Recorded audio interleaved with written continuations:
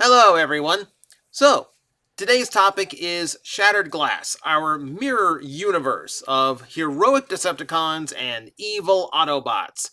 So, this is a classic sci fi trope, and this is based solely on how Star Trek did it, because their version was called Broken Mirror, Shattered Glass. It's just a thing. It's a total ripoff, and we acknowledge that. Doesn't mean it can't be fun though, because it does provide us some interesting storytelling opportunities, as it did for Fun Pub in general. I think it's one reason why uh, Shatterglass went on for so long and why Fun Pub went back to it so often. Not only does it present the opportunity to create fairly unique takes on characters, but it's also just an interesting concept. It's a fun, classic sci fi trope, and it's kind of interesting to see once in a while. These days, we've got a whole new style of Shattered Glass. It's a toy line in and of itself through Hasbro Pulse or GameStop if you're in Canada, but it also comes with a whole edition of new comic books from IDW telling a far more, let's be honest, far more like solid and cohesive storyline to Shattered Glass rather than prose stories and the occasional comic book from Fun Pub. We actually have time to kind of delve into characters a little bit. That said, I'm reading these books as I buy the toys, and there's just something about it that's just not clicking for me. There's just something about it, and I don't know if it's the new writers with IDW 2.0 that also kept me from reading like the real mainline comics as well, or if it's I don't know. But that's what this video is about, is me just trying to go through these thoughts that I am having and my issues with the current run of IDW, because there are certain things that are just kind of getting on my nerves about it. So, for starters, it is how they handle the inversion of the characters. Let's take a look at Starscream, for example. Now, in the IDW verse, Starscream is, he is a good guy. He is loyal to Megatron, of course. That is like one of the key features of a reverse Starscream is total loyalty. That said, it feels to me like whoever's writing Starscream for IDW Shattered Glass can't completely separate the original Starscream from the new depiction. As you see in here, Starscream does still have an arrogance to him. He still has this overwhelming self-confidence. Now, to be fair, the cowardice is gone. He is very much a far more capable and smarter warrior than he is in the normal universe. But it still feels like I'm reading about the normal Starscream. It's just, instead of a personality inversion, it's a morality inversion. And that doesn't really separate the character quite as far from the original as I like. It feels like they only took like half a step, or they were not comfortable with presenting a completely different take on a character and still wanted it to feel at least somewhat like the familiar one. And I feel like this is just something that goes on, because like we look at like the original take on Starscream, he's like total paladin mode. He is all about justice and ending evil, and he, when Megatron falls in battle, he weeps for his fallen leader. And that's something I love the original Fun Pub Shattered Glass for, is they took the concepts all the way. It wasn't just a simple inversion of, morality. It was a total personality reversal, and that made it fun. It made it interesting. Starscream in Shattered Glass, the original, is just fun to watch because it's so weird. It's so different than your standard Starscream, as opposed to this current one, which does have familiar notes to him. Let's take another example, Goldbug. So, Goldbug is a good example of another problem I have with the current run of IDW. So, they're trying really hard to make this new take on Bumblebee super menacing. right? They're trying to make this like super menacing power figure out of him. He is still in this Volkswagen Beetle body. He's basically just G1 Goldbug. He's somewhere in between the original BotCon toy and the actual Goldbug throttle bot. And I'm sorry, like, I get what they're going for. It doesn't feel like it works. See, the original Shattered Glass was fascinating because, here's an old adage, mother of invention. So the mother of invention is necessity. And back when they first did Shattered Glass, the necessity was the molds they had to work with at the time. So they couldn't just craft like a standard Bumblebee. They probably had They probably had the Bumblebee tooling, but they just used it, so they didn't want to reuse it. That was a big thing in BotCon, not reusing the molds. So they already used Classics Bumblebee. The rest of it was out. They had to do something new.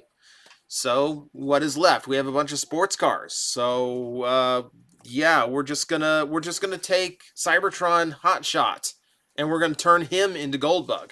And you know what that does is that because you are changing them physically, because you are not built, because you are not like hardwired to that original design and the original characteristics, you can expand them further, and it pushes the change in their characteristics a lot harder. So when you have Bumblebee in this standard size car Autobot body, looking far more fierce and powerful than he normally does, it conveys so much more what the new character is about. That because of his new attitude and because of his new direction, that tiny little Volkswagen body of his is not suitable for who he is. And I feel like the mold choices they were forced to go with informs the characters so much better. You know, in IDW, Soundwave has to be a communications guy. He has to be the radio guy because his alt mode is the cassette player. Because we are back to using G1 bodies for literally everything in Shattered Glass. Shattered Glass is more fun when you have to pull bodies from everywhere to represent these characters, because it forces you to consider why they are the way they are now. Soundwave in the original Shattered Glass being this kind of like mellow, borderline hipster dude with his, with his headband and all that, is because he has to turn into an SUV. He is not a stealth agent. He is not a information gatherer. He's a he's a kids after soccer practice gatherer. But things like that not only inform better, and not only they portray the character and the new change of that character so much better than if you just repaint the existing toy. Sometimes that does work, admittedly, but for the most part, I felt it was far more interesting when these characters took on new bodies to go along with their new personalities. I feel like it just made Shattered Glass more interesting and not so one-to-one, you know? And then there's characters like Ravage. Ravage here is talkative, but very serious. You can tell this Ravage is definitely not this Ravage. And that's another point. And I think a problem I have with IDW 2.0 writing in general is it really wants to take itself way too seriously. Like, a mirror universe idea is supposed to be campy. It's supposed to be a little bit cheesy. That's the fun of a mirror universe plot. When you see Spock with a goatee, that's supposed to look a little ridiculous. When Star Trek went back during Deep Space Nine, they did it again, and they flipped morality. They flipped like a mirror universe thing. You look at Kira, where she's this mush. If she had one, it'd be a mustache twirling type villain. She is this femme fatale character, which is 100% opposite of Kira if you know her from the show, and that's more fun.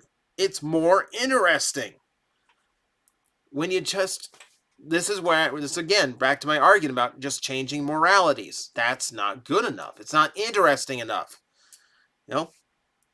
And I just feel like they're trying so hard to tell a serious story. They want to be taken seriously as writers that they're kind of forgetting to balance it out. It's kind of like like the vibe I get from the live action movies. They forgot where this came from, and they just need to pull it back and actually like I don't know, like with current IDW, obviously it's too late. Here we go. Here in a couple months, they're not gonna have the license anymore. It doesn't matter. I'm screaming into the wind now. Point being, it didn't go well for me, and I'm just listing off reasons why. The Megatron is kind of the same way too. He's just way too serious in this one, and he doesn't feel like an Optimus Prime. It should be a Megatron that feels like Optimus Prime. If you've seen Earthspark, I feel like that Megatron is Shattered Glass Megatron. Not this one. This one just kind of gave up on his team, kind of just doing his own, like kind of like banished himself almost.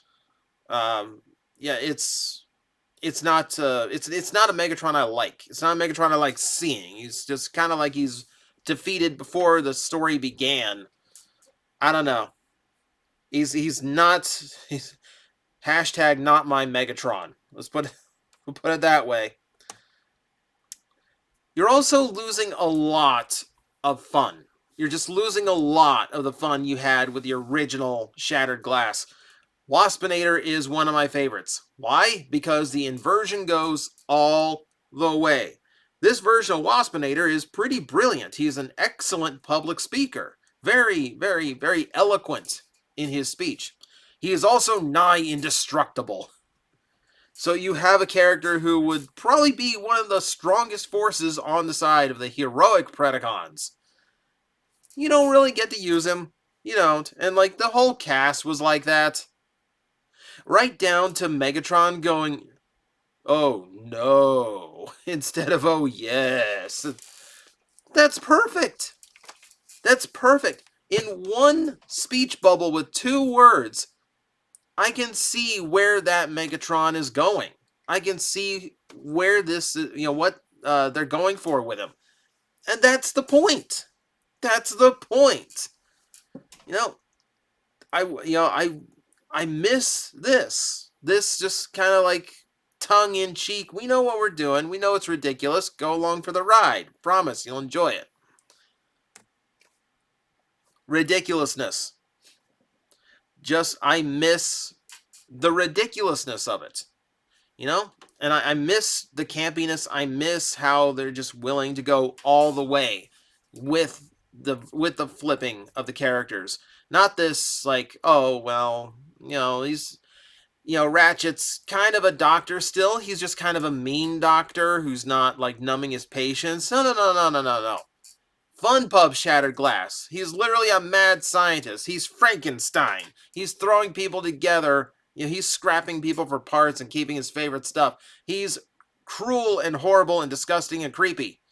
Not just like Shattered, like IDW Ratchet, Shattered Glass just comes across as just like a slightly meaner Ratchet. It's like if animated Ratchet was a bad guy. That's pretty much it.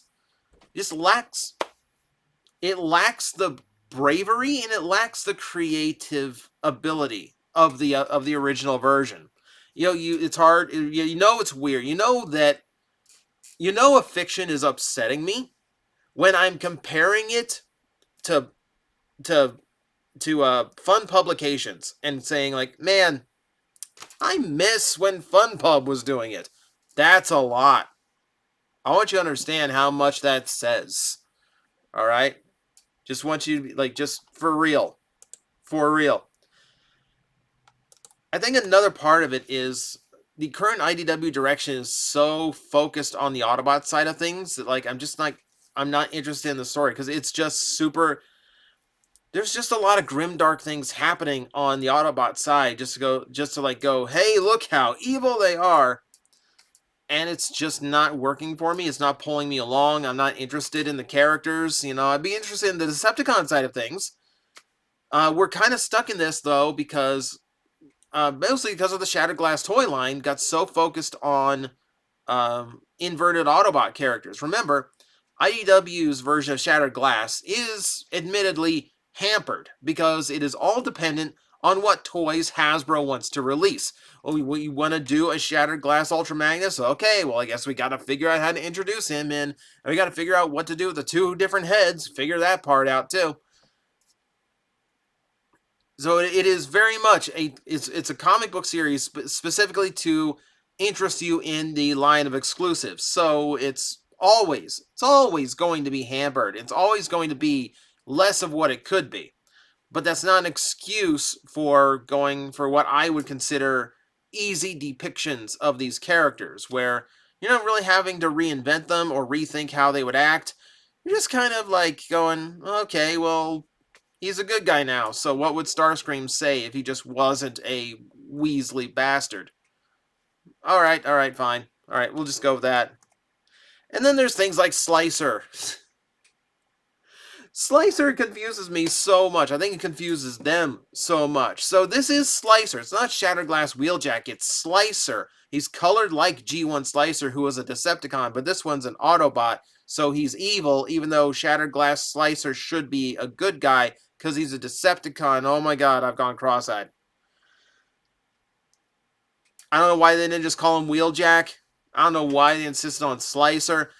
This is, again, probably rooted in the toy, not really figuring out what it wanted to be. They did this the same with Flame War, where Flame War literally is just the normal universe Decepticon.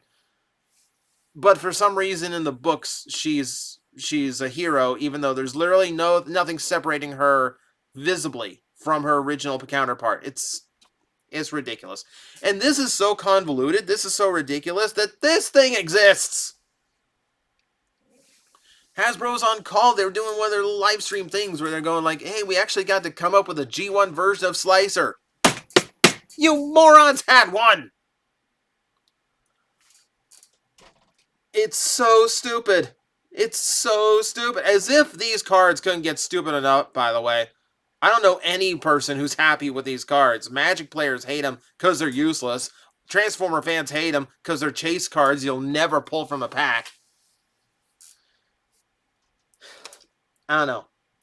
This whole thing just seems to be driven by, please, please, get these toys sold. And that's always the worst motivation. That's always going to create the worst fiction. When a toy company is pushing this down a publisher's throat and mandating, use these characters, figure it out. You know, and when, I don't know, like, maybe it's suffering from, now, the fact that, you know, they probably were writing these things when they already knew they were losing their jobs on the books. I don't know. But, yeah, that's just kind of like where I am on Shattered Glass. IDW is losing the book, so I don't know if they're going to continue the Shattered Glass toys beyond what they've done already.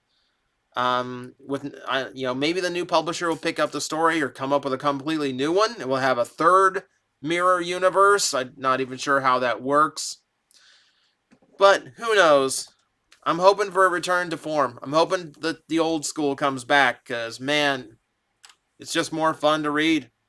You know, it's better in my day, in 2008. But thank you guys for watching. Let me know in the comments below if you agree or disagree, if you're enjoying the current run of IDW. Remember, I'm not talking about the toys here. I'm talking about the IDW fictional run. You can like the toys just fine. I like the toys just fine. But we're here to talk about how the story progression and how they're being treated as characters. That's my focus today. So if you like what they're doing, let me know in the comments below. Or if you agree with me, leave it in the comments below. If you have a really good cinnamon roll recipe, leave it in the comments below.